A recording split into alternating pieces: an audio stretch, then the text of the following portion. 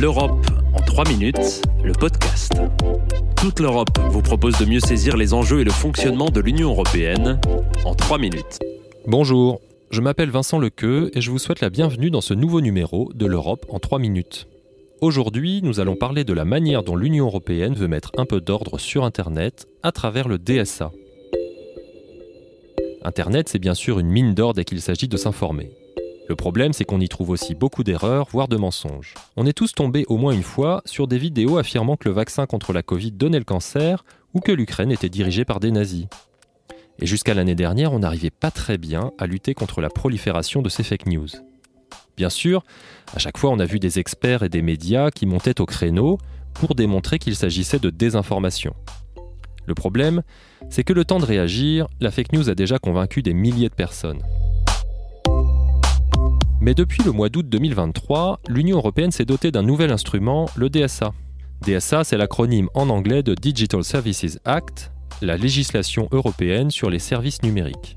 Avec ce DSA, toutes les grandes plateformes doivent maintenant être transparentes sur la manière dont les fausses informations se propagent sur leur réseau.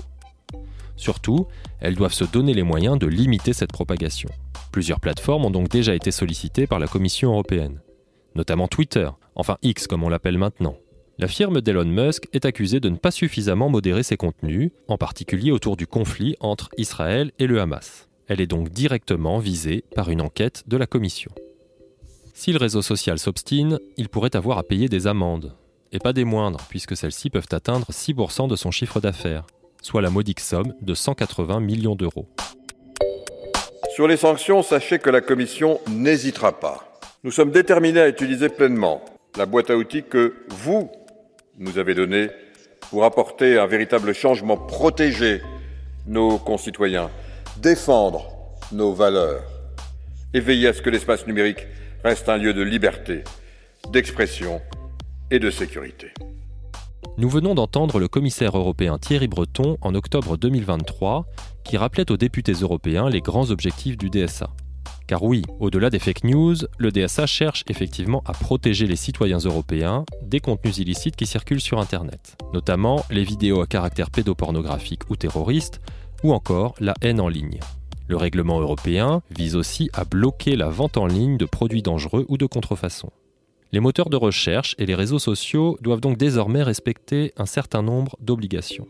Par exemple, tout internaute doit pouvoir maintenant signaler facilement un contenu illicite.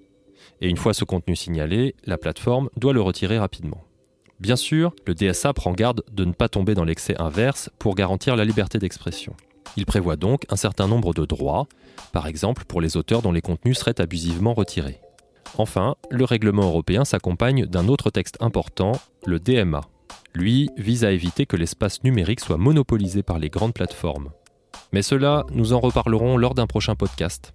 À bientôt! Retrouvez l'Europe en 3 minutes, le podcast, sur www.touteleurope.eu et sur votre plateforme d'écoute préférée. Partagez-le, commentez-le et à très vite pour un prochain épisode. L'Europe en 3 minutes, le podcast.